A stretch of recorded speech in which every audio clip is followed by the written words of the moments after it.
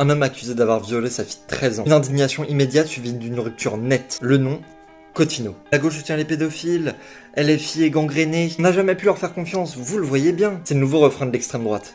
Mais quand tu tires le projecteur vers leur camp, bah là, silence radio. Des élus condamnés pour violence, des mises en examen pour agression sexuelle. L'un d'eux incarcéré pour viol sur mineur, l'autre condamné pour violence sur 6 enfants. Et tout ça sans remous, sans rupture, sans remise en question. Pas de conférence de presse, pas un tweet, pas même une exclusion. Parce qu'à l'extrême droite, c'est pas le viol d'une enfant qui choque. C'est le fait qu'on ait voté à gauche. Pour eux, c'est plus grave d'être militant que d'être criminel. Plus dangereux d'avoir porté un gilet rouge que d'avoir battu sa femme. Pendant qu'ils hurlent à l'indécence chez les autres, eh bien eux, ils recyclent les condamnés. Détournement de fonds, violence armée, apologie de crimes contre l'humanité, mais ça, ils vont pas en parler. Leur objectif, c'est pas la justice, c'est uniquement l'instrumentalisation. L'affaire Cottineau, c'est juste un prétexte. Juste histoire de salir l'entièreté de la gauche. Et dire simplement, regardez, ils sont tous comme ça. Et tant pis si la gauche a agi.